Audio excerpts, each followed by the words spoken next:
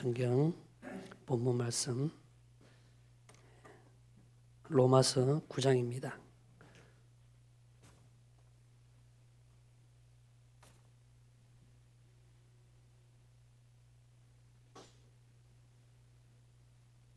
찾으셨으면 제가 7절로부터 읽겠습니다. 또한 아브라함의 씨가 다 그 자녀가 아니라 오직 이삭으로부터 난 자라야 내 씨라 칭하리라 하셨으니 곧 육신의 자녀가 하나님의 자녀가 아니라 오직 약속의 자녀가 씨로 여기심을 받느니라. 약속의 말씀은 이것이라. 명년이 때에 내가 이르리니 사라에게 아들이 있으리라 하시니라. 이뿐 아니라 또한 리브가가 우리 조상 이삭 한 사람으로 말미암아 잉태하였는데 그 자식들이 아직 나지도 아니하고 무슨 선이나 악을 행하지도 아니한 때에 택하심을 따라 되는 하나님의 뜻이 행위로 말미암지 않고 오직 부르시는 이에게로 말미암아 서게 하려 하사 리브가에게 이르시되 큰 자가 어린 자를 섬기리라 하셨나니 기록된 바 내가 야곱은 사랑하고 에서는 미워하였다 하심과 같으니라.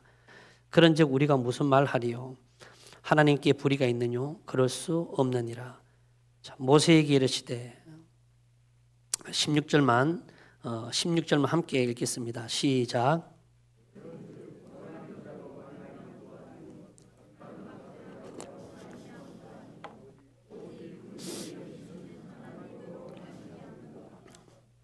예, 아멘. 감사합니다.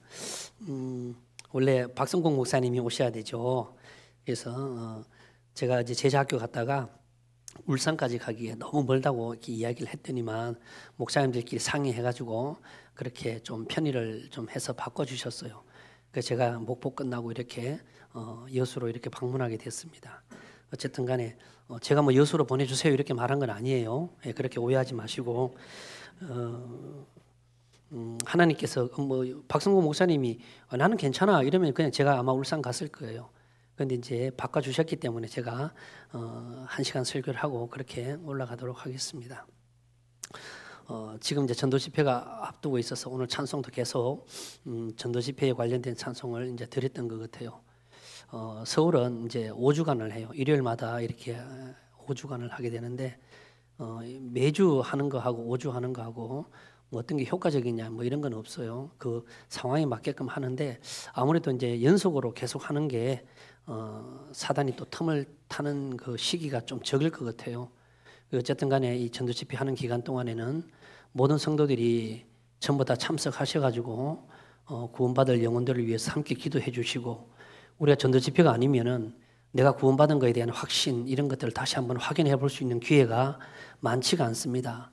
예, 그래서 우리 소망의 성도님들도 그렇고 남녀 장년 청년들까지 할 수 있으면은 설아의 자녀들도 함께 데리고 와서 전도 집회를 듣고 구원의 확신도 점검할 수 있고 또 함께 듣는 영혼들을 위해서 그래 또 끝까지 기도해서 구원받을 수 있도록 협력해 주시기를 또 소망하고 바라겠습니다.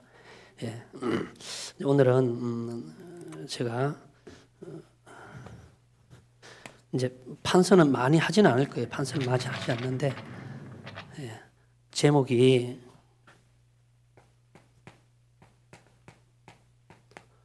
원하는 자와 뭐라고요? 예.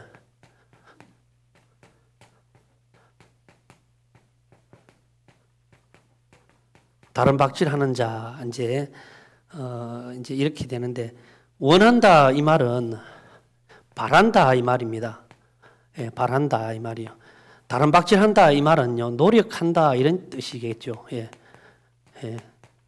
노력한다 이런 뜻입니다. 그러면은 우리는 보통 이런 주제를 만나면은 사람들은 이거부터 생각합니다. 노력한다고 되겠냐 이 말이에요. 예. 그 말이 아니에요. 여기서는요. 그 말이 아닙니다. 그래서 우리가 뭐 이런 주제를 항상 얘기하면은 그럼 노력하지 말라는 말이냐 이 말인데 그런 어떤 선입견부터 먼저 가지는 거예요. 그래서 오늘 제 설교의 이 내용은 노력하지 말라 이런 얘기가 아닙니다. 이제 다 듣고 나면은 그 의미가 뭔지를 이제 조금은 이제 이해하게 이제 될 거예요.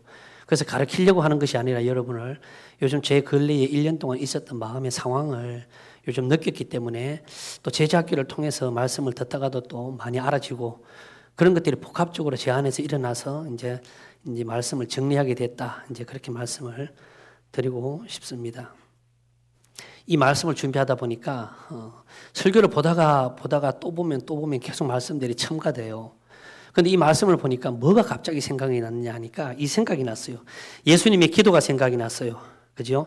아버지 할 수 있다면 이 잔을 내게서 지나가게 하옵소서. 그러나 나의 원대로 마옵시고 누구의 원대로요? 아버지의 원대로 뭐라고요? 하옵소서 이 말이에요. 나는 마옵소서 아버지는 하옵소서 이 말이에요. 그죠? 우리가 그런 말이 있잖아요. 고린도 후서에 보게 되면은 그 사람은 후패하지만은 내 속의 속사람은 날로 새로워지는 겁니다. 한 개가 죽어져야 한 개가 살아나는 것과 같은 것이죠. 영적인 삶은요. 그래서 나의 원은 항상 이렇게 낮춰지고 죽어지고 제거되고 이렇게 되는 거죠. 주님의 원만 자꾸 나를 통해서 나타나기를 원한다. 이 기도의 어떤 내용이 자꾸 생각이 나요.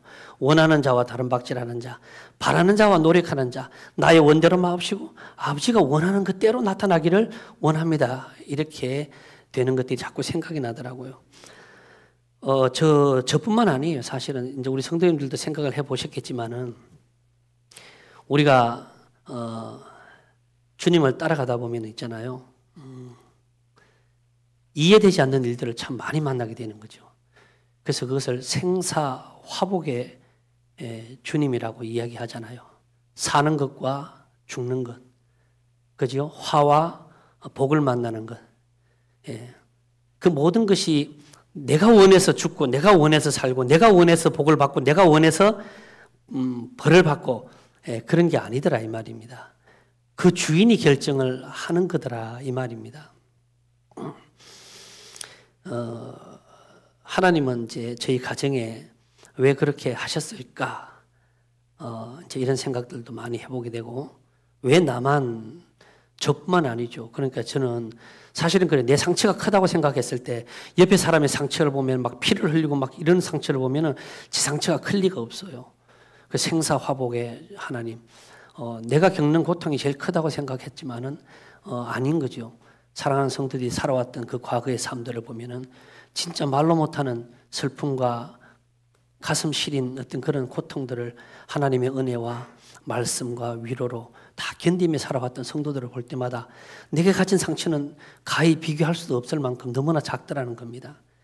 그래서 그렇지만은 누구에게나 모든 그런 시련과 어려움과 형편의 고통들을 겪고 산다는 겁니다. 그래서 왜 내게만, 내 가정에만, 우리 아이에게만 이런 일들이 생기는 걸까? 자꾸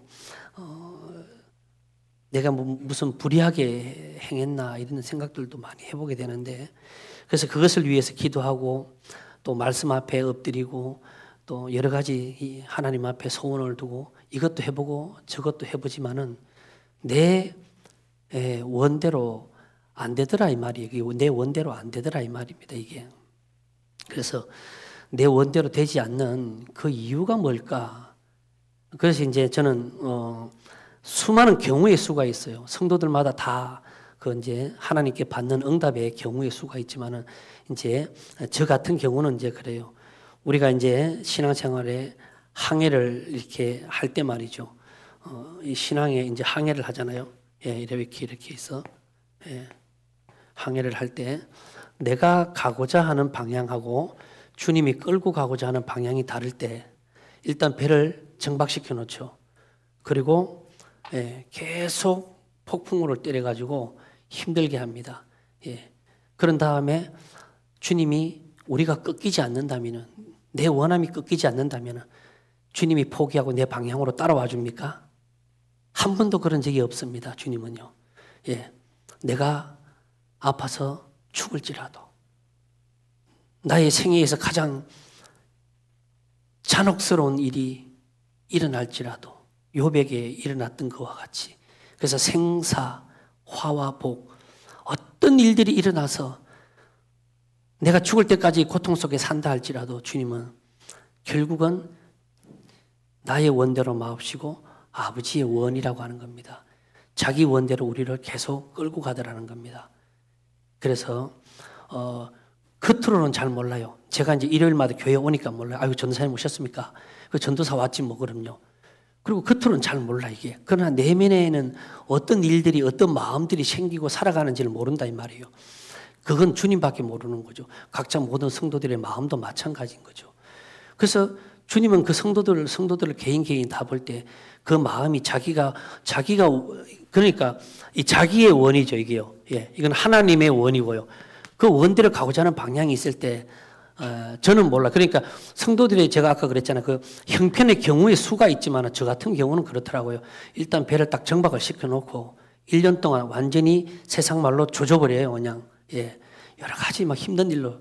근데 그것이 나는 가장 크다고 생각했는데 막상 이렇게 뒤를 돌아보니까 더 많은 시련과 고통 속에서 은혜로 다져지고 그것을 인내하는 성도들을 보니까 아무것도 아니더라고요. 정말로 너무 극히 작은 것들이더라고요. 그러나 하나님은 내게 이런 내가 가고자 하는 방향이 다를 때 주님이 끌고 가고자 하는 방향이 다를 때 늘 언제나 항상 이런 시련과 어려움과 폭풍들을 주는 것 같더라. 저는 이제 그렇게 간증하고 고백할 수밖에 없더라고요. 그래서 우리 신앙에 있어 제 신앙이나 여러분의 신앙에 있어 나는 마옵시고 주는 나를 통해서 하옵소서. 이 기도는 우리가 죽을 때 무덤에 들어갈 때까지 가장 고결한 기도. 예. 그리스도께서 아버지께 했던 가장 고결한 기도. 주님 나는 마옵시고 내 원대로 무엇이든지 되는 게 없게 하옵소서. 그러나 오직 주님이 내게 주시는 대로 주님이 원하는 대로 나를 이끌고 가고 나타나게 하옵소서라는 이런 기도를 생각나게 하시는 것더라고요. 그래서 우리가 503장 찬송 이제 고요한 바다로 그 찬송 참 좋아하고 여기서도 몇 번 제가 불렀던 적이 있는데 우리가 고요한 바다와 같은 저 천국을 향해서 저와 여러분이 신앙의 항해를 할 때에 그 배는 말이죠. 그 배는 뜻하지 않는 무엇을 만나게 됩니까? 예? 풍랑을 만나게 되는 것이죠.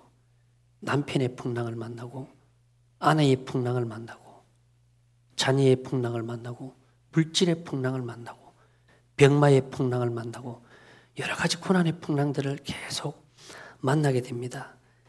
만날 때마다 힘겹고 슬프고 눈물 나고 때로는 소스라치게 놀랄 때도 있고 그렇지만은요. 그 풍랑이 찬송가 가사에는 인연하여 그 배가 더 빨리 갑니다 이 말입니다. 배가 이 풍랑을 만나서 좌초하고 힘들 때 어디에 가면 배가 가장 안전해요? 네, 그렇죠. 항구에 가면 가장 안전합니다. 그래서 그 풍랑 때문에 주님의 말씀과 은혜와 그 항구가 있는 그 방향으로 배는 더 빨리 진척된다는 겁니다. 풍랑이 없으면은요, 예, 우리는 우리의 원대로 나는 나의 원대로 더 많이 살아갈 겁니다. 막 교회 오고 성경 보고 찬송하고 성도들과 교제하는 거 외에 진짜 내 내면의 세계에 원하는 방향, 추구하는 거, 예, 내가 지금 막 관심을 가지는 이런 것들 말입니다. 나의 원대로 더 많이 살아갈 것 같아요. 아무리 봐도. 주님은 계속해서 우리에게 작은 풍랑, 큰 풍랑, 여러 가지 시련들을 주시면서 자기가 원하는 방향으로 계속 우리를 끌고 가지 않는가 그렇게 생각이 듭니다. 고요한 바다와 같은 저 천국을 향해서 갈 때에 주님에게 순풍 주시니 참 감사합니다. 이렇게 돼 있어요. 주님이 계시는 쪽은 고요하지만 내게 있는 쪽은 늘 언제나 파도가 있어요. 예, 파도가 잠잠하지가 않습니다. 주님이 보실 때는 순풍이지만 받는 입장에서는요 역풍이고 광풍입니다. 그러나 그것 때문에 우리가 주님에게로 더 빨리 말씀으로 십자가 밑으로 은혜 안에 우리가 평강 안으로 성도 안으로 교회 안으로 더 빨리 우리가 도달하지 않는가 그렇게 생각이 들어집니다. 그래서 우리 삶의 풍랑을 더 하신 이유는 선주이신 주님이 자기가 원하는 방향대로 우리를 데려가겠다는 시그널, 데려가겠다는 신호입니다. 그래서 하나님이 우리를 예수님의 말씀과 은혜와 그것 안에서 우리를 뭘 하려고 자꾸 이쪽으로 데려갈까요? 뭘 하려고? 그래서 빌립보서 골로새서에 계속 나와요. 예, 그게 그래서 갈라디아에서는 그걸 뭐라고 이야기하느냐니까 이렇게 이야기하죠. 새로워지는 뭐라고요? 예, 우리는 이미 새 사람이 된 사람입니다. 새 사람이 됐기 때문에 점점 새로워지는 창조, 이 새로워지는 창조의 일들을 하기 위해서 자기가 원하는 쪽으로 계속 우리를 끌고 가는 겁니다. 이게요. 구원받은 사람을 그냥 계속 신앙생활하고 막 끌고 가는 게 이런 게 아니고, 예, 내면이 그리스도를 닮은 사람으로 자꾸만 그쪽 방향으로 우리를 몰고 가고 끌고 가고 견인해 간다는 겁니다. 여러분 저번에도 얘기했지만 견인은 차가 완전히 박살이 나야 견인차를 부르잖아요. 차가 갔다가 섰다 갔다 서다 이러면은요 그냥 지 노력으로 최대한 정비소까지 가려고 노력한다는 겁니다. 그렇게 해서는 견인이 안 되는 거죠. 내 신앙의, 내 삶의, 내 인생의 견인은 내 주님 나의 원대로 마옵시고 주님의 원대로 하옵소서. 이런 어떤 삶의 모든 것들이 하나씩 되어질 때 주님이 우리의 인생의 삶을 자기 원대로 견인하기가 쉽다는 겁니다. 그래서 주님의 하나님이 우리를 말씀 안에서 은혜 안에서 뭐 하려고 자꾸 이쪽으로 끌고 가느냐? 이 새로워지는 창조를 만들기 위해서 간다 이 말이요. 그럼 이 새로운 창조가 뭘까 이 말이죠. 요게 뭘까 이 말이요. 요게. 예. 요거는 제가 설교의 후미에 가서 이야기를 하도록 하겠습니다. 그래서 우리가 구원받고 침례받을 때에 나는 죽고 그리스도만이라는 어떤 그런 간증을 하지 않습니까? 우리는 요셉의 종으로 팔린 자와 같은 것이며 그리스도께서 우리를 그의 피값으로 매입한 사람들입니다. 그래서 우리는 우리 인생의 소유권이 없는 사람이죠. 우리 인생의 소유권은 갈라디아 2장 20절에 얘기했던 것처럼 오직 주님에게 있어요. 그래서 우리는 우리의 소유권을 주장할 수가 없습니다. 그래서 그 소유권은 주님에게 있기 때문에 자기가 자기 원대로 우리를 끌고 가겠다는 건데 이게 뻐덩거려서 잘 안 가요. 뻣뻣하다는 겁니다. 잘 안 가려고 할 때는 어떻게 해요? 벳세미스로 올라가는 소가 잘 안 가려고 하잖아요. 왜 안 가려고 했을까요? 예, 젖나는 송아지 때문에 그러죠.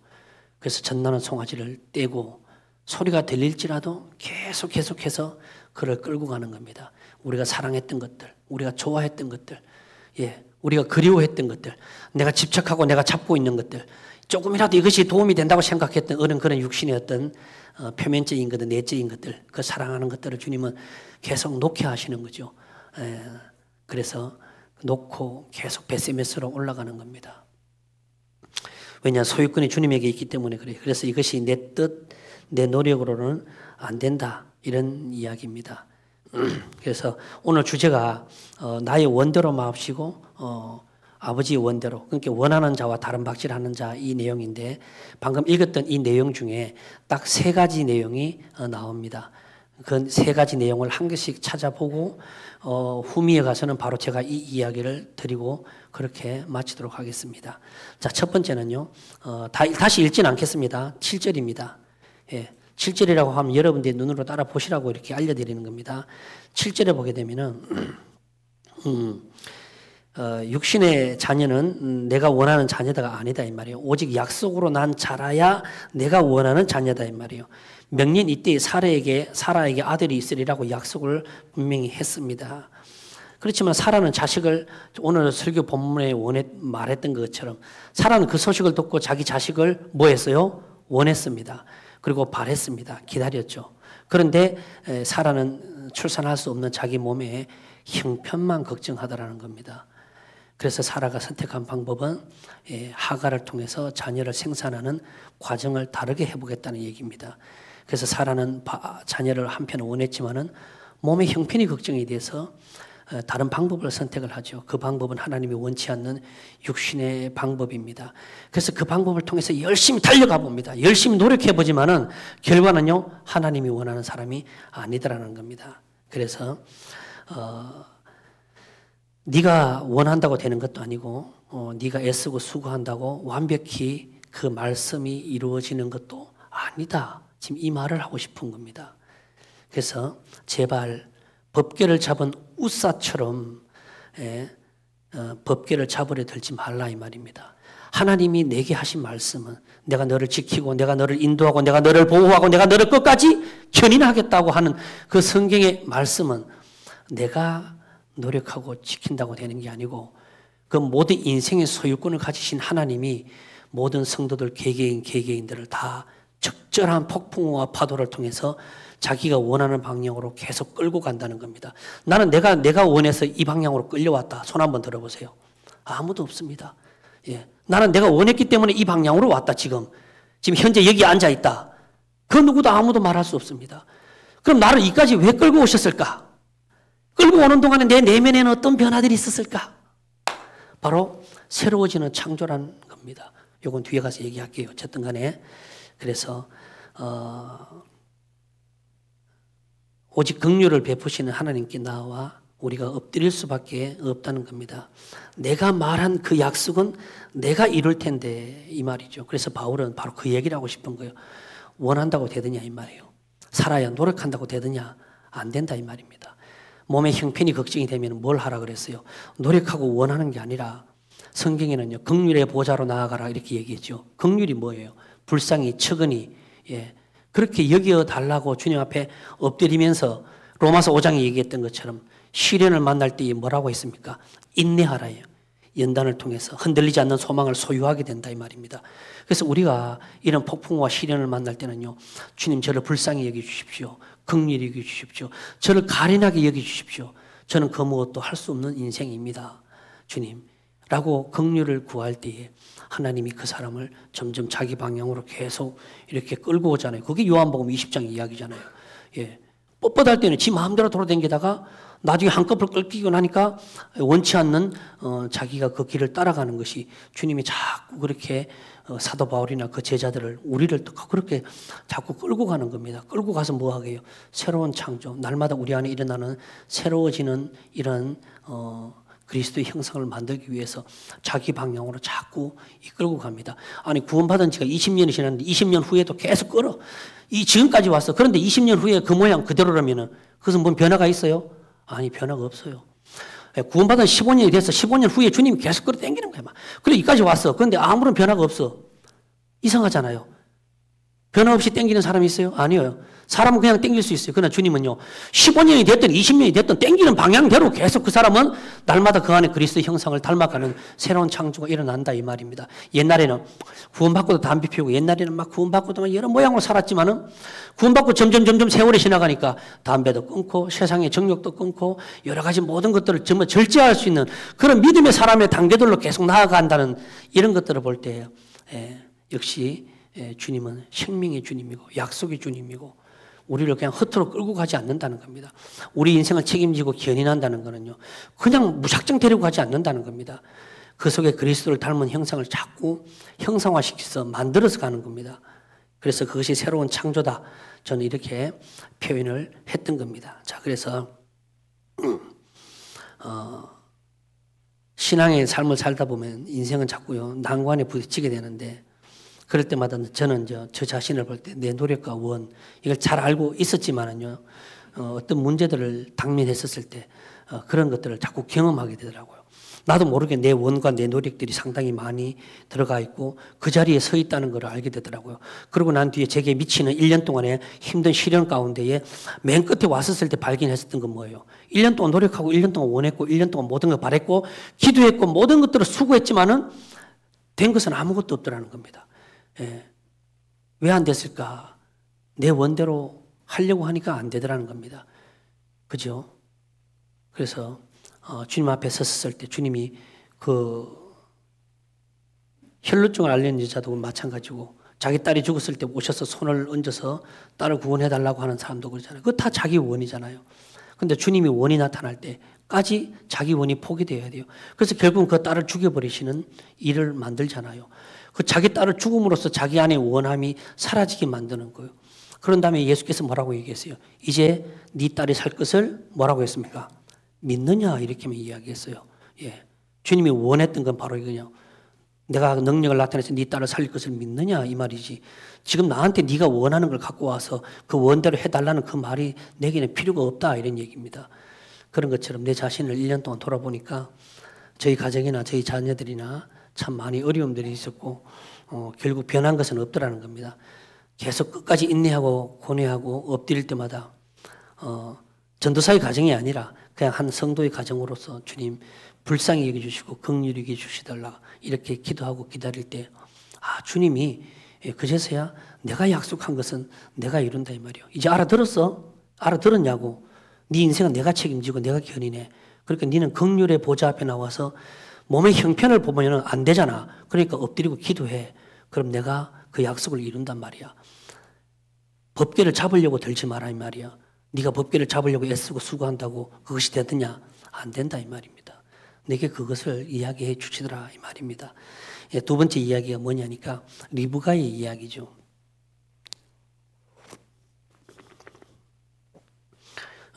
리브가가 잉태했을 때에 하나님은 사랑받게 될 자, 미움받게 될 자를 이야기해 줍니다. 누가 미움을 받았죠? 네. 에서가 미움을 받고 야곱이요 사랑을 받았습니다. 방금 읽었던 거기에 나옵니다. 그래서 13절 한번 볼게요. 기록된 바 내가 야곱은 어떻게 하고요? 에서는요 미워하였다 하심과 같으니라 이 말입니다. 자 그러면요 여기서 한번 우리가 생각해 봐야 돼요.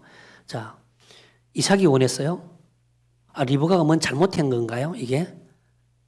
그러면 그 뱃속에 있는 두 형제가 막 간절히 원했어요? 하나님 저는 막 미워해 주세요. 야곱은 하나님 저는 막 사랑해 주세요. 그러면 사랑이 되고 그럼 미움이 되고 그래요. 아버지가 그렇게 막 기도하면 그렇게 미워지고 한 놈은 사랑받고 그렇게 어떤 결정이 되는 건가요? 그렇게 결정이 안 되는 겁니다. 11절 한번 봐봐요. 성경은 뭐라고 기록하고 있냐니까. 자, 그 자식들이 아직 뭐라고 돼 있어요? 태어나지도 않았어요. 그 다음에 무슨 선이나 악을 행하지도 않았어요. 다만 택하심을 따라 되는 하나님의 뜻이 행위로 말미암지 않고 오직 부르시는 이에게로 어째요? 말미암아 이렇게 기록되어 있어요. 그러니까 하나님의 단순한 일방적인 이것은 통보라고 하는 것입니다. 그래서 사람들은 이것만 보면은 하나님이 부당하다라고 이렇게 말할 수 있습니다. 사람과 사람과의 관계죠. 집사님과 집사님 사이에 집사님은 미움을 받을 거야. 집사님은 사랑을 받을 거야. 야, 네가 뭔데 사랑받고 미움받고 하는 걸 결정해.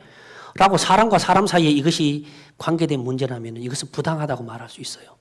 그런데 하나님과 우리 자녀들 사이에 말입니다. 이것은 부당할 수가 없어요. 이것은 우리에게 무엇을 이야기해 주고 싶은가 하냐니까 이것은 바로 주권의 문제를 이야기해 주고 싶은 겁니다. 모든 생명의 생사 화복의 모든 주권은 누구에게 있다? 하나님에게 있다. 주님에게 있다. 이거를 정립하고자 한다는 겁니다. 각각 개개인 성도에게 하나님과 여러분과 저 사이에 내가 주인이고 너는 아들이고 내가 명령하면 너는 움직이고 내가 이렇게 하면 순종해야 된다는 겁니다. 네가 원해서 뭔가를 할 수 있는 어떤 권한이 없다는 겁니다. 주님이 내가 이렇게 하면은 그건 결정된 거야. 저는 왜 이렇게, 내가 결정한 거야. 그냥 그렇게 가. 네가 그 뜻을 다 이해 못해. 나 역시 다 이해 못할 때가 많아. 그래서 서두에 그 얘기 했잖아요. 이해되지 않는 일들을 만난다고요. 근데 이해를 지금 못해. 살아가면서도 못할 수 있어. 그러나 그 마지막에는요. 어쩌면 주님 앞에 갔었을 때도 알게 될 수도 있어요. 우리는요.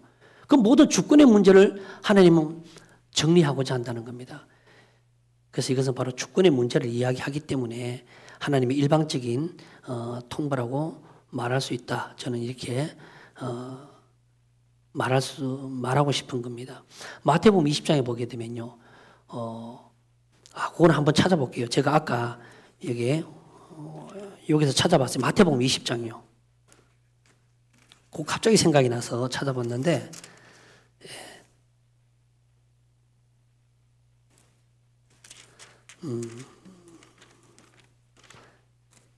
요 말과 이 주권의 문제를 말한 요 말과 굉장히 흡사해요.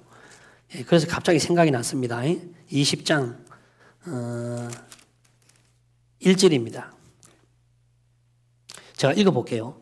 천국은 마치 품꾼을 얻어 포도원에 들어보내려고 이른 아침에 나간 집주인과 같으니. 눈으로 따라 읽으셨죠?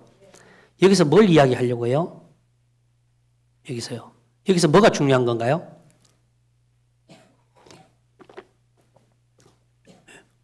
천국은 마치 품꾼을 얻어서 포도원에 들여보내고 이른 아침에 집 나간 집주인과 같으니. 이거를 읽을 때 성경을 볼 때는 이게 두 가지 양상이 있습니다. 그래서 때로는 우리가 성경을 보는 방식을 잘 바꿔야 돼요. 이런 것들이 세 개가 더 있어요. 제가 볼 때는 요즘에 책은 볼 땐 그래요. 세 개가 더 있는데 제가 방식을 바꿔볼게요. 여기서 천국은 마치 품꾼은 이렇게 돼 있죠. 천국은 마치 품꾼에 대해서 집중을 하게 되면 뒤에 말이 뒤에 가서 계산하는 계산법이 합리적이요, 부당한 거예요. 부당한 걸로 끝나는 겁니다. 그죠? 3시, 6시, 11시에 들어갔는데 아침 일찍부터 온 사람도 한 데나리온이고 오후 늦게 온 사람도 한 데나리온이야. 그것은 마치 이거와 똑같은 것입니다. 예. 누가 사랑받고 누가 미움받는 것입니까? 주님 너무 부당하지 않습니까? 그게 우리가 원했습니까? 아니 아버지가 원했어요? 아니 엄마가 원했어요? 저희가 원했어요? 아니요. 하나님의 일방적인 통보입니다. 예, 그냥 사랑하고 너는 미움을 받을 것이다 이 말입니다. 하나님이 자기 뜻을 나타내기 위해서 그렇게 결정한 것입니다. 그와 똑같은 것이죠. 예. 여기서 봐야 될 거는 천국은 마치 품꾼을 얻어 여기가 중요한 게 아니고 방금 우리 어때 소망의 성도님이 이야기했죠. 뭐가 중요하냐? 이른 아침에 집을 나간 누구와 같은 것이다? 주인과 같은 것이다 이 말입니다. 이 주인은 이 사람들을 품꾼을 보내서 그들을 어떻게 관리하는지 여기에 지대한 관심이 있다 이 말입니다. 그래서 뒤에 가가지고 주인은 아침에 오든 저녁에 오든 오후에 오든 늦게 퇴근 시간 1시간 전에 오든 그래도 그놈이나 한 데나리온이다 이 말이요. 주는 사람 뭐다? 마음이다 이 말입니다. 예, 이거는 주권의 문제입니다. 하나님이 그렇게 결정하셨다는 겁니다. 내가 그렇게 주고 싶은 거야. 내가 몇 시 온 사람은 1.5배를 준다고 약속한 적이 없잖아. 예. 그러니까 품꾼에 대해서 품꾼에 대해서만 계속 앞에 성경을 보면은 뒤에 말이 부당하죠. 그런데 뒤에 집 나간 주인의 마음에 대해서 생각한다면은 예, 부당할 수가 없어요. 주님은 그렇게 결정하셨다는 겁니다. 그거는 그냥 옆에서 제가 사이드에서 그냥 이렇게 생각이 나가지고 이야기를 해드렸던 거고요. 어쨌든 간에 저와 여러분의 인생에 주관하고 우리를 견인하고 하시는 그 하나님이 이 만물 가운데에 이 온 우주 가운데에 우리 안에서 얼마나 위대하고 뛰어나고 놀라운 분인지를 알아야 한다는 겁니다. 그것이 로마서 9장의 본질이에요. 그분이 모든 것을 결정한다는 겁니다. 예. 그래서 하나님께서는 그냥 긍휼히 여길 자를 긍휼히 여기고 불쌍히 여길 자를 그냥 불쌍히 여긴 것뿐이고, 예. 왜냐하면 저와 여러분은 인생의 모든 주권과 주관이 오직 주님에게만 있기 때문입니다. 그래서 주님의 원대로 결정했다는 겁니다. 그래서 원하는 자로 되는 것도 아니고 노력하는 자로 되는 것도 아니다 이런 얘기입니다. 내가 이렇게 간절히 노력한다고 되는 게 아니잖아요. 그렇죠? 물론 우리는 그 간절한 소망을 두고 날마다 기도합니다. 그러나 그 기도 속에서조차도 나의 뭐예요? 나의 기도에서 이걸 빼면 안 돼요. 항상 마지막 기도에서요. 주님 이 모든 바람은 나의 뭐대로? 원대로 마옵시고 오직 주님이 원대로 결정하고 이루어 주시기를 소망합니다. 나는 이 모든 것이 나의 원대로 다 되길 원합니다만은 모든 것이 주님의 원대로 나의 원대로 다 된다면 얼마나 좋겠습니까? 그래서 이 나의 원과 주님의 원이 다르다는 것을 분명히 알아야 되는 거예요. 그래서 오직 우리에게 필요한 것은 주님의 긍휼, 불쌍히 여김, 측은히 여김 그런 것뿐이더라고요. 저와 여러분의 신앙을 보면 진짜 사라와 같은 몸의 형편만 자꾸 걱정할 때가 참 많더라고요. 이게요. 그런데 몸의 형편이 걱정될 때는 진짜 납작하게 엎드려서 주님의 긍휼을 구하고 바라면은요, 주님이 자기 쪽으로 그 배를 점점 가깝게 당긴단 말입니다. 그 폭풍우 가운데서 자기 쪽으로 당겨서 그리스도를 닮은 형상, 우리 안에 새로운 창조를 자꾸 만들어내기 위해서 우리를 그렇게 정박하고 또 힘들게 하고 자기가 원하는 대로, 우리가 원하는 대로 아닙니다. 그렇게 자꾸 고난과 폭풍들을 우리에게 주시지 않나 그렇게 생각이 들어집니다. 그 다음에 나왔던 사람이 누구예요? 세 번째 17절에 성경은 누구에 대해서 얘기합니까? 바로에 대해서 얘기합니다. 이 세 가지의 공통점이 있어요. 이 사람들 다 원한 사람들이 아닙니다. 바로가 원했습니까? 아니에요. 바로는 원하지 않았어요. 하나님이 바로를 그냥 선택한 것뿐입니다. 바로가 뭐 잘못했어요? 아니죠. 그냥 바로를 통해서 하나님의 이름이 증거되고 나타나기를 원해서 바로를 그냥 강팍히 여긴 것뿐입니다. 그래서 하나님은 긍휼히 여길 자를 긍휼히 여기고 강팍히 여길 자를 강팍히 여기는 것뿐입니다. 우리 신앙의 삶의 노정 중에 그러한 일들이 다반사로 계속 일어나는 것이죠. 왜? 주님이 계속 우리 인생의 주인이라는 것을 계속 가르쳐주고 계시는 겁니다. 그래서 이 세 가지 이야기가 다 끝난 이후에 뒤에 21절 한번 봐보세요. 21절에 뭐라고 이야기했냐면은 토기장이에 대한 이야기를 하면서 이 이야기를 마무리를 합니다. 토기장이가 진흙 한 덩어리로 하나는 귀 있을 것을 하나는 천 있을 것을 만드는 권위 없느냐 이 말이요. 그래서 20절에 보면은 이 사람아 내가 네게 감히 하나님을 힐문하느뇨 지음을 받은 물건이 지은 자에게 어찌 나를 이같이 만들었느냐 하겠느뇨 이렇게 이야기합니다. 하나님이 진흙 한 덩어리를 이렇게도 만들고 저렇게도 만듭니다. 어떤 성도에게는 시련과 고통과 눈물을 주지만 어떤 성도에게는 평강과 은혜와 복을 주시는 겁니다. 왜 나는 더 열심히 사는데 나는 더 열심히 헌금도 하고 더 많은 봉사도 하고 성도들을 섬기는데 왜 내게만이요?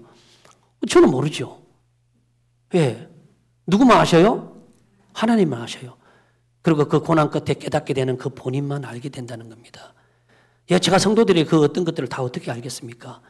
저는 개인적으로 제 개인이 1년 동안 받았던 그 고난과 어려움 속에서 경험했던 걸 이야기합니다. 원했고 바랬고 기도했고 노력했고 수고했고 얼마나 힘을 썼는지. 그리고 저는 2달 동안 설교를 쉬었어요. 제 양심 가운데. 무슨 문제가 있어 쉬운 것보다는 제 양심 가운데 너무나 마음이 어두워서 2달 동안 쉬었습니다. 그리고 그 문제가 해결된 이후로 1년이 지난 이후에 그 문제가 해결돼서 다시 설교 단상에 서면서 제자학교에 가서 말씀을 듣고 이 말씀이 딱 준비가 되더라고요. 뭘 이야기를 하고 싶은지는 아직 뒤에 제가 말씀을 드릴게요. 그래서 제가 그 쉬는 가운데서도 전 자숙하면서 하나님 말씀을 계속 경청해서 들었습니다. 예. 그래서 어떤 의도를 가지고 어떤 모양으로 만들었는지 네가 따져 물을 일은 아니다. 그 광풍을 만난 사람마다 조금씩 다르겠지만은 그 고난의 마지막에 도착해서야 주님의 의도를 알게 됩니다. 왜 그렇게 하셨는지 말입니다. 왜 내 마음대로가 아니라 주님 마음대로 우리를 이끌고 가셨는지 그 의도를 지금에 알 수도 있고 마지막 고난 끝에 지나서야 알게 된다는 것입니다. 그래서 우리가 살아가고 있는 삶에 있어서 토기장의 비유를 통해서 4가지 이야기를 드렸습니다. 사라의 이야기, 그 다음에 이 야곱과 에서의 이야기, 그 다음에 모세의 이야기, 토기장의 이야기, 이 4개의 공통점은 누구도 자기의 원대로 하나님은 그렇게 딸려와서 우리를 따라오지 않는다는 겁니다. 일단은 배는 정박하고 그 사람을 어떤 시련을 통해서 고난을 통해서 자기 쪽으로 끌고 간다는 겁니다. 그래서 어떨 때는 긍휼도 어떨 때는 자비를 어떨 때는 강팍히 하심을 주시는 것은 우리를 자꾸 우리 안에서 새로운 창조가 일어날 수 있도록 하기 위하여 우리에게 그런 시련을 준다는 겁니다. 그래서 우리가 일방적인 그런 통보를 받고 경험을 많이 하고 계셨을 겁니다. 아마 그럴지라도 우리는 선택지가 없습니다. 그냥 우리를 긍휼히 주시는 주님의 원대로만 견인되어 갈 뿐입니다. 그래서 이것이 우리의 삶을 주관하고 하나님의 뜻이고 우리를 불쌍히 여기시는 하나님의 긍휼이 아닌가 그렇게 생각이 들어집니다. 자, 마태복음 하나만 보겠습니다. 6장 25절입니다. 마태복음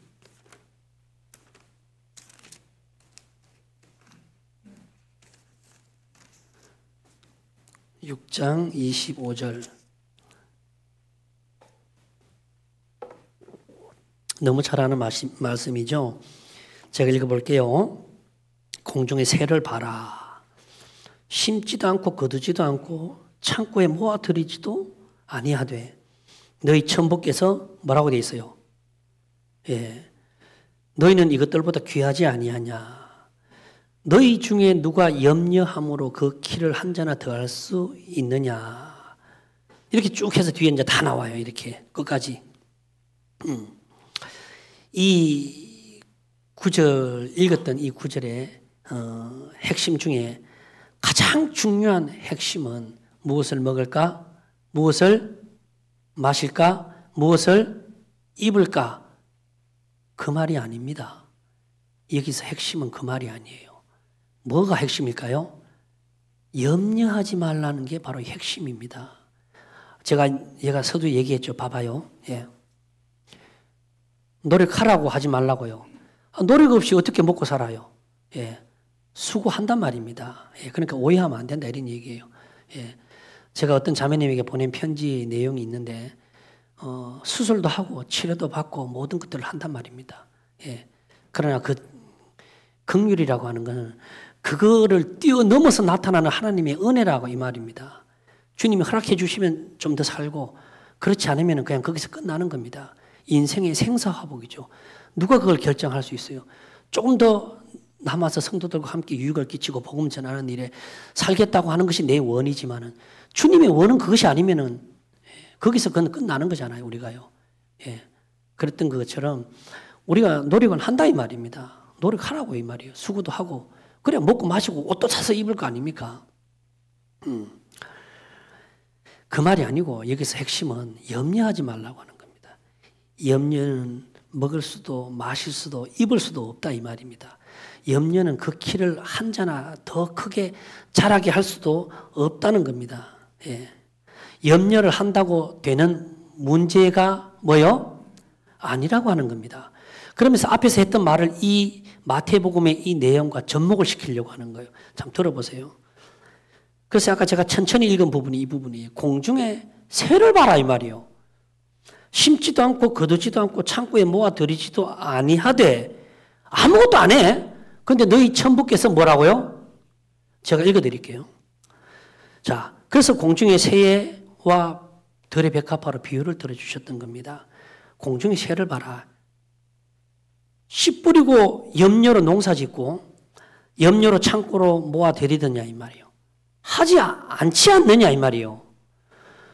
그리 안 해도 그 새가 본능에 따라 날아다니다 보면은 어떤 날은 막 배가 고파갖고 막 그냥 그렇게 잠들 때가 있고 어떤 날은 막 신물이 날 정도로 막 배가 불러갖고 또 잠들 때도 있다 이 말입니다. 그 다음이 중요하죠. 예. 이처럼 하나님은 그 새가 스스로 염려라고 했죠. 바라는 겁니다. 원하는 겁니다. 원한다는 겁니다. 염려하고 있기 때문에 그 새를 키운 것도 아니고 그 새가 먹이를 위해서 뭔가 막 노력하고 다른 박질하고 하고 있기 때문에 아유 저 참새 새끼가 저렇게 애를 쓰네. 알았다. 먹이 있는 쪽으로 보내야겠다. 하나님이 이렇게 보낼 수도 있어요. 그래서 갑자기 있는 열매가 막 떨어져서 그 새에 먹이도 줄 수도 있어요. 하나님은요. 저 막 고생하고 저 염려해갖고 막 배가 고파 참새가 추위에 떨면서 막 염려스러워서 막 그래서 하나님은 그 새를 키운 게 아니고 그 새가 막 부단히 막 노력하고 있는데 막 눈이 막 뒤집어져갖고 막 먹을 거 찾아러 다니고 있는데 아이고 저를 불쌍해갖고 그 새를 그렇게 키운 것도 아니다 이 말입니다. 다만 그 새가 오늘 살아가는 것은 저와 여러분이 오늘 살아가는 것은 여호와께서 우리를 날마다 보실 때에 긍휼히 여기는 것 때문에 우리가 먹고 사는 것이지 우리가 막 이렇게 한다고 해서 살아가는 게 아니다 이 말입니다. 긍휼 그 속에 노력하는 것도 있습니다만은 완전히 거꾸로 뒤집어서 노력 때문에 사는 게 아니고 우리 인생의 모든 삶은 하나님이 우리를 긍휼히 여겨주시고 불쌍히 여겨주시는 그것 때문에 새가 살아가고 우리가 오늘 살아간다 이 말입니다. 이게 핵심이에요. 그렇기 때문에 우리 모든 성도의 삶이 원하는 자로 말미암는 것도 아니고 저게 달려가는 저 다른 박질하는 것 때문에 되는 것도 아니다 이 말이에요. 그냥 오늘 하루만 주님 우리를 긍휼히 여겨주십시오. 제 가정을 긍휼히 여겨주시고 제 아내를 긍휼히 여겨주시고 저 말 안 듣는 저놈의 자식들을 다 주님 긍휼히 여겨주시길 원합니다. 그리고 저 역시 뻐덩뻐덩거리는 저 역시 주님 긍휼히 여겨주시길 원합니다. 내 속에 내가 원하는 게 얼마나 많은지 모르겠습니다. 주님. 그렇게 긍휼히 여겨달라고 할 때에 주님은 자꾸 자기 쪽으로 이렇게 해요. 뻐덩거릴 때는 일단 자기 쪽으로 안 당겨요. 계속 폭풍을 더 주셔서 부드럽게 하는 것이죠. 예, 부드럽게. 그래서 이제 다른 박질 하는 자와 원하는 자에 대한 이야기 4가지를 드렸습니다. 그러면은 이제 이 4가지를 합쳐가지고 이야기를 해야 될 거 아닙니까? 그래서 제가 서두에 말씀을 드렸죠. 이 이야기를 할 거라고. 그 4가지를 합쳐서 이쪽으로 오도록 하겠습니다. 자, 제가 설교를 처음 시작하면서 신앙의 삶을 살다 보면 여러 가지 폭풍우를 만나고 어려움을 만나는데 내가 노력도 해보고 원하는 것도 해보고 이것저것 다 수고와 이런 걸 해봐도 내 원대로 되지 않는다. 이유는 저 같은 경우는 내가 가고자 하는 방향과 주님이 가고자 하는 방향이 불일치하기 때문에 그렇다 이 말입니다. 그 불일치할 때는요. 주님이 우리 쪽으로 딸려오는 게 아니다 이 말이에요. 일단은 배에다 앙카를 내리고 딱 박아놓고 하나님과 나와의 관계가 일치되도록 계속 만들어가는 겁니다. 이게 밸런스가 안 맞는 거죠. 수평이 안 맞는 거잖아. 그렇죠? 일치되지 않습니다. 일치가 되면 빨리 그쪽으로 가는 것이죠. 불일치가 되면 그쪽으로 갈 수가 없어요. 그래서 우리에게 폭풍우를 주시는 게 자꾸 일치하게 만드는 것입니다. 그래서 갈라디아서 6장에는 뭐라고 이야기했습니까? 할례나 무할례는 아무것도 아니로되 오직 새로 지으심을 뭐요? 받은 자. 예. 새롭게 창조되는 그 사람만 하나님이 원하시는 겁니다. 우리 신앙에 이게 밸런스가 안 맞아, 이게요. 하나님 이렇게 안 맞을 때는 억지로 끌고 가지 않아요. 끌고 가도 몇 걸음 못 가요, 사실은요. 그렇게 해서 견인이 안 된단 말입니다. 그래서 여기다 정박을 딱 해놓고 이게 밸런스를, 이게 수평을 맞추는 거예요, 이게. 하나님과 우리의 마음의 내적인 관계를 자꾸 맞추는 겁니다. 내가 원하는 쪽으로 이 사람의 마음을, 형편을, 모양을 그의 성품을 만들어 이쪽으로 땡겨가는 겁니다. 그래서 할례는 아무것도 아니다. 무할례도 아무것도 아니다. 내가 원하는 게 뭔지 아냐? 그것은 네 속에 날마다 새로워지는 창조, 그리스도의 형상을 원하는 것이다 이 말입니다. 그것이 내가 원하는 것이다. 그것이 이쪽으로 내가 너를 끌고 가고자 하는 그 이유다. 그 뜻이다. 이런 이야기를 제가 아까 처음에 시작할 때 드렸습니다.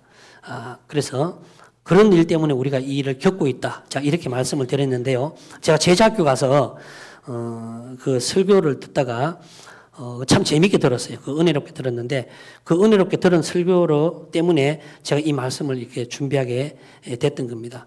그래서 로마서 한번 보겠습니다. 8장 28절. 이제 새로워지는 창조에 대해서 이야기를 할 겁니다. 자, 8장 28절. 우리가 알거니와 하나님을 사랑하는 자 곧 그 뜻대로 부르심을 입은 자들에게는 모든 것이 협력하여 뭐를 이룬다 그랬어요?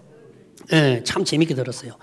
그래서 우리가 이 말씀을 배워야 된다는 것이 그래서 내가 그걸 말씀을 딱 듣는 순간에 물론 다른 성도님들은 모르겠어요. 그 딱 듣는 순간에 내게 딱 이렇게 오더라고요. 그래서 잡아요. 협력하여 뭐를 이룬다 그랬어요? 선을 이룬다 그랬어요. 그렇죠? 그럼 이 선이 뭘까요? 이 선. 예, 이 선은 우리가 그리스도인답게 착하고 이게 의롭고 이렇게 말하는 선이에요? 그 선일까요? 예? 성은자매. 그때 있었잖아. 예, 그래서 우리는 이렇게 연약해요. 시간 지나면 또 까먹기도 하고 또 다시 이야기할 때 생각나기도 해요. 그런데 정광석화처럼 탁 이것이 내 마음에 꽂힐 때는 잊어먹지는 않게 되더라고요. 이 선이 뭔 선이냐? 착하게 사는 선이 아니에요. 합력하여 선을 이룬다 할 때 이 선은요. 바로 그 29절에 이야기하고 있는 거예요. 하나님이 미리 아신 자들로 또한 그 아들의 그 다음 뭐라고 되어 있어요? 읽어보세요. 예, 자 보세요. 저는 그러면 여기 보세요. 이제요. 왜냐하면 지금 50분이에요. 저는 엄청 배가 고파가지고 지금 빨리 끝내야 돼요. 자, 아들의 뭐라고요? 예, 아들의 형상을 본받게 하기다. 그럼 선이 뭐예요? 여기 선이에요. 예, 우리 지훈이 마음 안에 하나님의 그리스도의 형상이 점점 본받아져서 그리스도의 사람으로 만들어져 가는 것이 하나님 볼 때 선이다 이 말입니다. 이게요. 예. 그래서 아들의 형상 이렇게 돼 있잖아요. 그렇죠? 예. 그다음에 갈라디아에서 뭐라고 이야기했어요? 남갈라디아 북갈라디아 저기 편지를 사도 바울이 보내면서 예. 내가 해산하는 수고를 한다. 너희 속에 무엇이 이루기까지 예. 그리스도의 형상이 이루기까지 내가 해산한 수고를 한다 이 말이에요. 얼마든지 해산할 수 있어. 너희 속에 그리스도의 형상만 이루어진다면은요, 율법을 쫓아가는 그 행위에 있지 않고 너희 안에 내면에 그리스도만 쫓아가는 그런 이 형상하니까 자꾸 헷갈릴 수 있어요. 형상을 다른 말로 말하면 뭐냐? 성품 이런 말이에요. 성품. 예. 성품이에요. 성품요. 그리스도의 성품을 담기만 한다면 나는 해산한 수고를 10번이라도 할 수 있다 이 말입니다. 하나님 보실 때 이 선은 바로 아들의 형상을 닮아가는 것이고 본받는 것이고 성도들이 사도 바울이 그들에게 얘기했던 건 너희가 율법을 버리고 돌아와라 이 말이요. 나는 너희를 위하여 너희 속에 그리스도의 형상이 이룬다면은요, 닮아간다면 얼마든지 해산한 수고를 할 수 있다. 사도 바울은 그렇게 이야기했잖아요. 그래서 우리 안에 그리스도의 형상을 본받게 한다 이렇게 이야기했던 겁니다. 그것이 바로 뭐냐니까 새로워지는 창조예요. 주님은 날마다 성도 안에 그리스도의 형상이 만들어져 가는 그런 창조의 일들을 계속 지금까지 해오고 계시고 앞으로 주님 오실 때까지 계속 해나가고 계신다는 겁니다. 오직 그리스도의 성품이. 그러면서 그때 이야기했던 게 뭐가 갑자기 생각이 났냐면은 이 구약에도 말이죠. 예, 이 구약에도 이 선이라는 말이 있어요. 구약에도 이 선이라는 말이 있는데 그 선이라는 말을 히브리어로는 뭐라고요? 뭐라 그랬어요? 토브. 따라해 보세요. 토브. 예, 토브. 다음에 또 와서도 이야기할 거예요. 예, 스토브 할 때 이런 거 있잖아요. 스토브. 가스 스토브 할 때 토브. 예, 잊어먹지 말라고요. 토브라는 뜻입니다. 토브란 말을 써요. 선이란 말을. 이 선이란 말은 토브인데 무슨 뜻을 가지고 있을까요?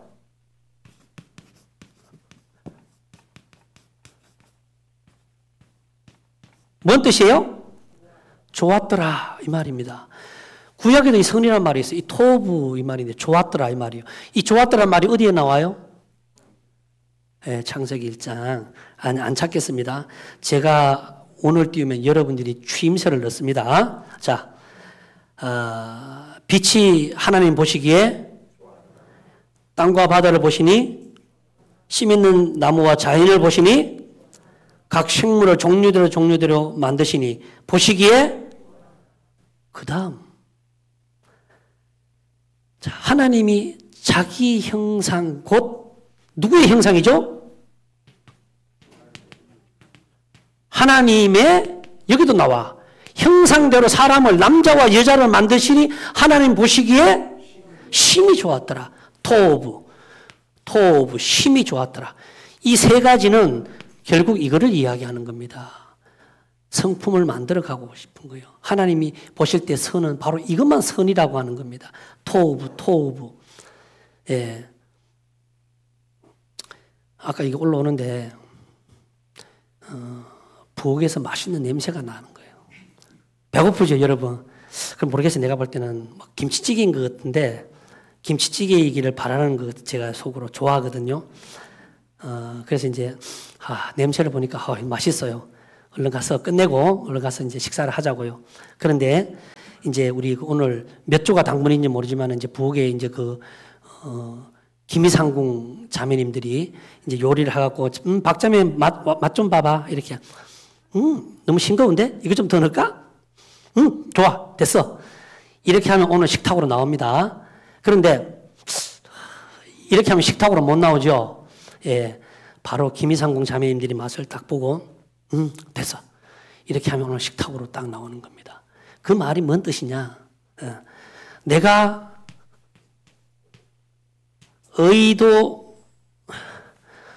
의도한 맛이다 이 말이요. 내가 의도한 맛. 예. 그게 토브라는 말입니다. 예. 그게 토브라는 말이요. 내가 김자매, 최형제, 박형제를 구원받고 난 이후에 계속 진흙을 갖고 이렇게 만들어가는 거예요. 어떨 때는 평강도 주고, 어떨 때는 기쁨도 주고, 어떨 때는 보너스도 주고, 어떨 때는 눈물도 주고, 막 어려움도 주고 이렇게 가는 겁니다. 이게 그죠? 그런데 진흙 한 덩어리로 이렇게 만들고 저렇게 만들잖아요. 그죠? 하나님이 계속 만들어가는 겁니다. 그런데 그거 어떻게 만들어가는지는 아무도 모르죠. 근데 예전에 얘기했잖아요. 예전에 구원받은 지 10년 됐는데 지금까지 끌려왔는데 10년 전 그대로 그 모습인가요? 내가 맨 처음 구원받을 때 그 모습 지금 그대로 앉아 계신 건가요? 아니죠? 봐요. 그 속에 뭐가 있어요? 하나님이 우리를 만드시는 의도한 게 있어요. 계속 만들어 갑니다.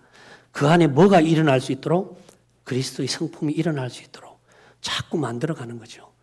내 뜻대로가 아니라 주님의 뜻대로 계속 우리를 풍랑을 겪게 하고 고난을 겪게 해서 점점 세상을 사랑하는 사람들로 그리스도만 사랑하는 사람들로 그가 의도하신 그 방향대로 자꾸 우리를 새롭게 만들어져 가요.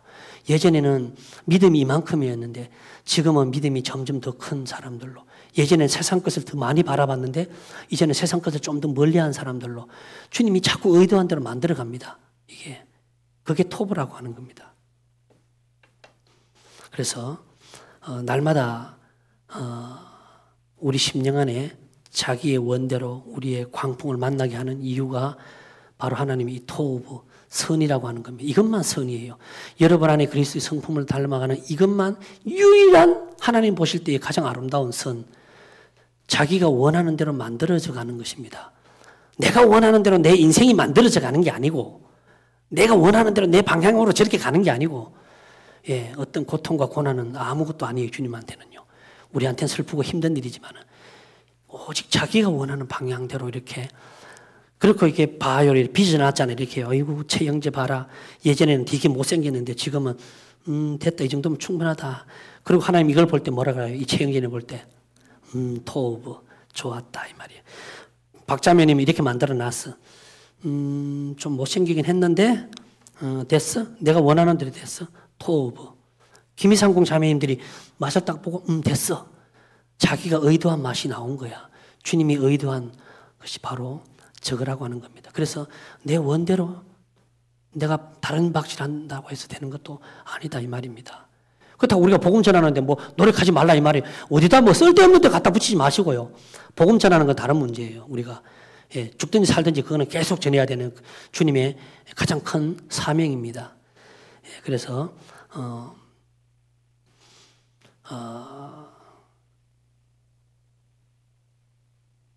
하나님이 계획한 이 선은 이제 조금만 더 얘기하고 마칠게요. 하나님이 계획한 선은 이 야곱을 향해서도 가는 겁니다. 그러다가 이제 제가 어제 차를 타고 오면서 생각했던 게 있어요. 생각했던 게 있는데 그거 얘기 잠깐 하고 야곱 얘기하고 그렇게 정리하도록 합시다. 자, 와 이거 하얀 건 더 잘 쓰네. 그리스도 형상, 여기 형상. 이것은 다시 말해서 성품을 이야기한다고 했습니다. 그것이 우리 안에 날마다 일어나는 새로워지는 창조라고 이야기했고요. 성품은 닮아가는 것입니다. 부부가 닮아가고 아이들이 그 부모의 언어를 닮아가고 품행을 닮아가는 것과 같은 것입니다. 닮아가는 것이죠. 창세기 24장에 보게 되면은 아브라함도 나이가 많이 늙었고 아브라함 밑에서 시무하고 있는 종도 나이가 굉장히 많이 늙었습니다. 둘 다 늙었어. 그래서 아브라함이 이삭을 위해서 며느리를 얻으려고 이 늙은 종을 보냅니다. 그래서 늙은 종이 가서 누구를 만나요? 리브가를 만나죠. 리브가. 그렇죠? 하나님이 이렇게 해서 이렇게 했다. 그 너희 집으로 가자. 이렇게 해서 그 리브가를 데리고 자기 집으로 가서 이제 그 유숙할 곳도 많고 음식도 많고 이렇게 있다. 그래서 아버지, 엄마, 라반 오빠를 만나고 하나님께서 이렇게 인도해 주셨다는 이야기를 다 이야기했어요. 그래서 하나님이 이 리브가를 선택하셔서 이제 데려가겠다 이렇게 얘기하니까 그 아버지가 뭐래요? 이제 나는 이제 허락하지만은 그 딸한테 한번 물어봐라 했을 때 그 리브가가 따라가겠습니다 이렇게 얘기했어요. 그러니까 이제 첫 번째와 두 번째가 있어요. 이곳에 유숙할 것도 많고 집도 많고 곡간도 많고 이게 하룻밤 종들이 묵고 갈 곳에 얼마든지 있다라고 이야기했을 때 그 종이 엎드려서 하나님께 경배했다 이렇게 얘기했고요. 뒤에 또 하나님께서 그 리브가의 아버지의 그 모든 결정들을 다 통과하고 승인을 받았어. 아버지한테 내 딸을 데려가 이렇게 승낙을 받았어. 그때도 이 늙은 종이 하나님께 엎드려서 감사와 이 기도를 이렇게 합니다. 그리고는 이제 하룻밤 딱 잤어요. 그리고 이제 리브가를 데리고 가려고 그러니까 엄마하고 라반이 아니 그래도 그렇지 남의 그 귀한 딸을 데리고 가는데 그 하룻밤만 자고 가는 게 어디 있어요. 내 생각에 며칠을 이렇게 돼 있어요. 그러다가 갑자기 말을 바꿔서 한 10일 정도 있다가 데려갔으면 좋겠어요. 이렇게 얘기한 거예요. 그랬더니만은 그거는 리브가한테 물어보라 그랬어요. 그리고 리브가는 어떻게 생각하느냐니까 제가 당장 따라가겠습니다. 집에 있기 싫다는 거지. 예. 어쨌든 간에 리브가가 이제 그렇게 결정을 하고 이제 갑니다. 여기서 많은 생각들을 하게 돼요. 지금 이거 보고 계시죠? 요거. 지금 요 얘기를 잠깐 하고 있는 겁니다. 닮는다는 얘기를 하고 있어요. 예. 근데 이 늙은 종이 있잖아요. 늙었다는 것은, 늙어가지고 새로운 뭐 이렇게 선출돼갖고 새롭게 그 종으로 뭐 신입사원으로 뽑힌 게 아니고, 예. 이 사람은 이미 오래전부터 아브라함 밑에서 심무했던 그런 종이라는 걸 볼 수 있습니다. 이 사람이 그렇게 자기의 집과 말과 노새들이 쉴만한 곳이 있다라고 할 때 무릎을 꿇고 엎드려서 하나님께 감사했고, 내 딸 데리고 가! 오케이 했을 때도 하나님께 엎드려 이렇게 했습니다. 그 종이 누구한테 배웠을까요? 예, 아브라함에게 배웠습니다. 겉과 속이 함께 닮아가는 것입니다. 우리가 하는 게 그런 거잖아요. 형상을 닮아간다는 것은 그런 겁니다. 예, 또 한 사람이 있죠. 게하시. 예. 엘리사 옆에 항상 수종 들던 게하시가 있잖아요. 나만 장군을 고치고 돈을 줄 때 나는 돈을 일체 받지 않겠다고 돌아섰는데 게하시는 돌아가서 그 돈을 다시 받아오지 않습니까? 그렇죠? 예, 게하시도 충직스러운 사람이었어요. 예. 엘리사가 그냥 막 어리버리한 그런 사람들 데리고 다니는 게 아니잖아요, 이게요. 예. 근데 게하시는 여전히 겉은 종이지만은 마음은요, 주인의 마음을 닮아가지 못하는 겁니다. 구원받고 난 이후에 많은 세월이 지나도 여전히 그 마음 안에 못된 습성이 남아있어서 세상을 향해서, 정욕을 향해서, 육신을 향해서 자기 소욕을 원해서 자기 방향대로 원대로 따라가는 사람들이 얼마든지 많다라는 겁니다. 그 사람은 닮아가지 못해요. 성품을 닮아간다는 건 바로 이런 이야기입니다, 이게요. 그래서 하나님이 그런 우리들을 계속 겪게 하시는 이유가 바로 이것들을 닮아가게 하기 위해서. 그래서 아브라함의 늙은 노종은요, 그냥 노종이 그냥 하나님께 기도했던 그런 삶이 아닌 것 같아요, 내가 볼 때는요. 적어도 그 사람 삶 가운데는 고난도, 시련도, 눈물도, 어려움이 수없이 많이 있었을 거라 생각합니다. 그런 가운데에 아브라함의 그런 섬기는 하나님을 자기도 그대로 닮아가는 그런 모습을 우리한테 이렇게 보여주지 않나, 그렇게 생각이 듭니다. 그래서 하나님을 닮아간다는 것은 저런 이야기입니다. 그리고 하나님이 계획한 이 선이라고 하는 거 있잖아요. 이 하나님이 계획한 이 선을 우리 안에 이루기 위해서 우리를 만들어 가시지만은 이 선은 때로는 야곱에게도 향하지요. 야곱의 일생의 파노라마를 이렇게 한 줄로 딱 펼쳐 놓고 보면은 야곱이 하나님께 사랑받았던 그 대목이나 구절이 어디 있어요? 예. 막 굳이 억지로 찾으려면 찾을 수 있겠지요. 그런데 그 야곱의 인생의 파노라마는 진행형이에요. 계속. 이쯤이 야곱이 하나님께 사랑을, 아까 얘기했잖아요. 에서는 미워하고 야곱은 뭐 한다고요? 야곱은 사랑한다고요. 근데 사랑하는 방식을 얘기했어요, 안 했어요? 안 했어요. 이쯤이 사랑을 받았겠지. 천만의 말씀. 아직 멀었어요. 여기서 사랑을 받았겠지. 그건 내가 객관적인 입장이에요. 근데 거꾸로 뒤집어 놓고서 얘기해 봅시다. 여러분이 야곱이라고 쳐요. 제가 야곱이라고 쳐요. 이 인생의 파노라마를 다 펼쳐놓고 하나님, 제가 어디쯤에서 사랑을 받았을까요? 예, 제 인생에 계속 시련과 눈물과 고통과 쓰라림과 잊지 못할 이런 아픔들이 계속 있는데 창세기 47장에서 바로 하나님이 사랑을 받죠. 나그네의 험한 세월 130년이 지나서야 하나님, 여기에 딱 서서 제 인생을 왜 이리로 이렇게 끌고 오셨는지 이제야 알 것 같습니다. 라고 말이죠. 제가 원했습니까? 야곱이 원했어요? 아니잖아요. 예, 원한 게 아니에요. 하나님이 그렇게 야곱을 사랑한 겁니다. 다만 하나님이 우리를 사랑하는 이 사랑의 방식이 뭐라고요? 다를 뿐입니다. 하나님이 이렇게 사랑하지 않으셔요. 때리면 사랑하고 눈물을 주면 사랑하고. 왜요? 네가 눈물을 흘릴 때 나도 눈물을 흘립니다. 다윗이 힘들어할 때, 야곱이 힘들어할 때 하나님 어디 갔습니까? 아니요. 바로 야곱 옆에 있었습니다. 예. 하나님이 사랑하는 그 사랑의 방식이 다를 뿐이에요. 옆에 있었는데도 야곱은 하나님의 사랑을 깨닫지 못할 때가 많잖아요. 130년이 지난 이후에 하나님의 진짜 사랑을 알게 되잖아요. 우리 인생의 삶이 그런 파노라마 속에 있는 것 같아요. 계속 풍랑을 만나는 이유가 있는 것 같아요.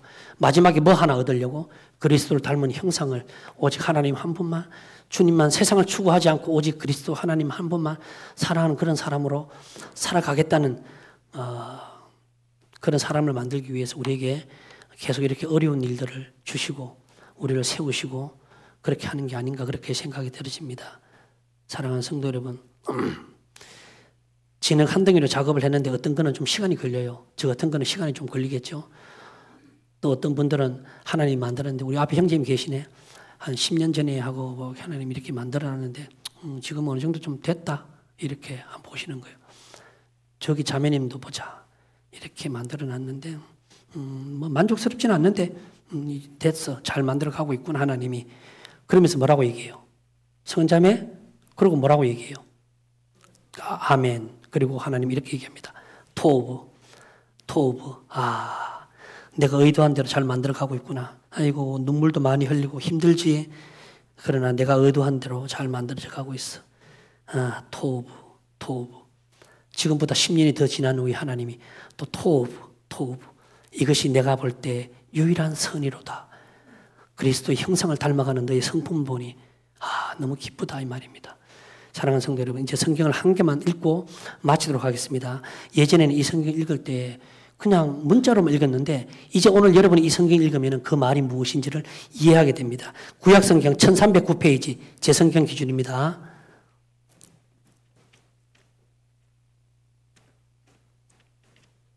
(1309페이지)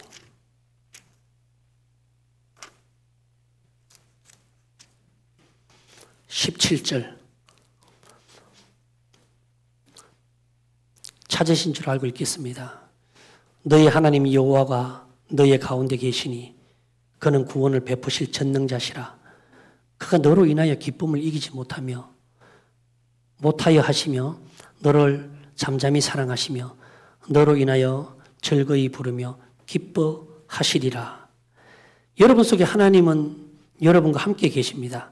설명을 할게요. 그는 전능하신 구원자이며 그분은 여러분을 아주 기쁘게 여기시고 그분은 여러분을 말없이 사랑하시며 여러분 때문에 즐겁게 노래를 부르십니다. 여기까지는 누구나 다 아는 해석이에요. 맞아요, 안 맞아요? 맞죠? 그 다음이 중요한 겁니다. 그런데 왜 우리를 보면서 아주 크게 기뻐하고 말로 할 수 없을 만큼 사랑하며 즐겁게 노래를 부르실까요?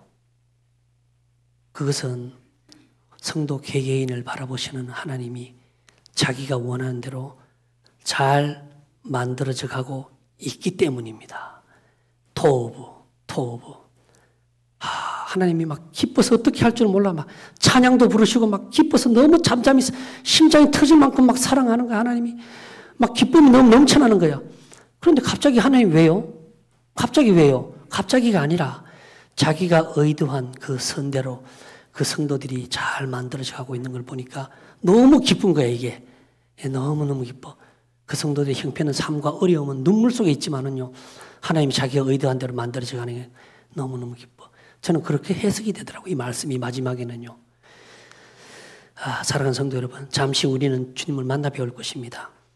그분을 대면할 때에 우리에게 작정했던 내적의 그리스도의 형상이 그 성품이 아브라함의 종처럼 닮아져 가서 오직 세상과 이별하고 세상을 멀리하고 그리스도만 순수하게 기다리는 그 순전한 다섯 처녀와 같은 그런 심령으로 주님이 오시는 그날까지 주님의 형상이 만들어져 가길 원하고 주님이 보실 때에 토브 자기가 원했던 의도한 대로 만들어져 가는 그런 삶이 되기를 소망합니다.